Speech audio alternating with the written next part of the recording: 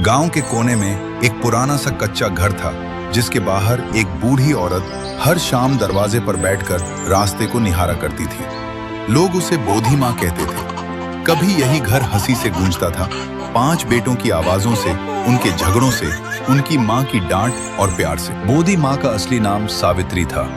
पति बहुत पहले गुजर गए थे और 5 छोटे छोटे बच्चों की जिम्मेदारी उसके कंधों पर आ गई। दिन में दूसरों के खेतों में काम करती, रात को घर आकर बच्चों के लिए रोटी बनाती, खुद कई बार भूखी सो जाती, लेकिन बच्चों के पेट कभी खाली नहीं रहने देती। बरसात में भीगकर काम किया, गर्मी में जलती जमीन पर नंगे पैर चली और सिर्फ यही सोचती, मेरे बेटे बड़े होकर मेरा सहारा बनेंगे। धीरे धीरे 5 बेटे बड़े हुए। बड़े बेटे को कर्ज लेकर शहर पढ़ने भेजा, दूसरे बेटे के लिए अपने गहने बेचकर दुकान खुलवाई, तीसरे बेटे को नौकरी दिलाने के लिए सिफारिशें की और चौथे 5वें बेटे को भी मेहनत करके पढ़ा लिखा रही थी। हर बेटे की सफलता के पीछे माँ की मेहनत थी, लेकिन वक्त बदल रहा था। शहर जाकर बेटों की सोच बदलने लगी।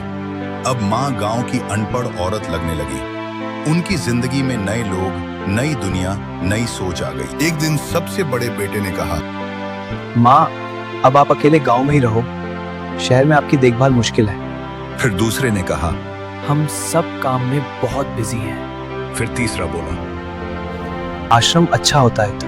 और बाकी के 2 चुप खड़े रहे। और उस दिन पहली बार बोधी माँ की आंखों में आंसू नहीं, बल्कि सन्नाटा था।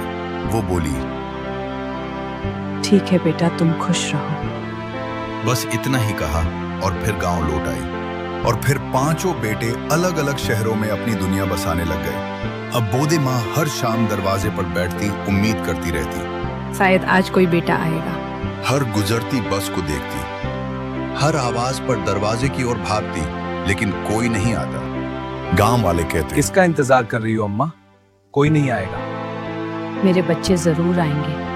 कहती फिर उदास हो जाती।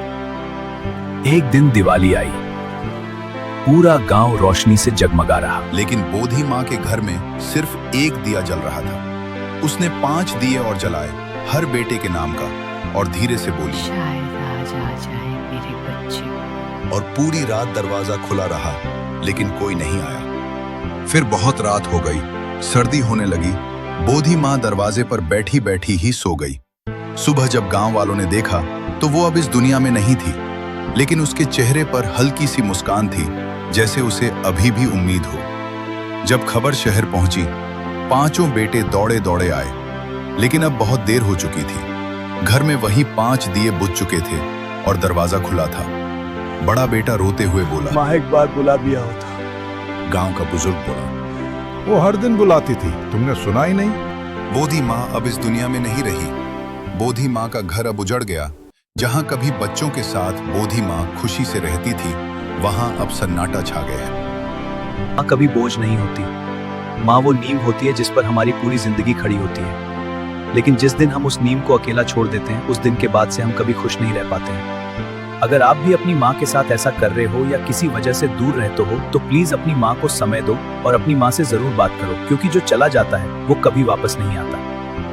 अगर आप भी अपनी माँ से प्यार करते हो तो अपनी माँ के लिए कमेंट में 2 लाइन जरूर लिखें और चैनल को सब्सक्राइब, लाइक जरूर करें।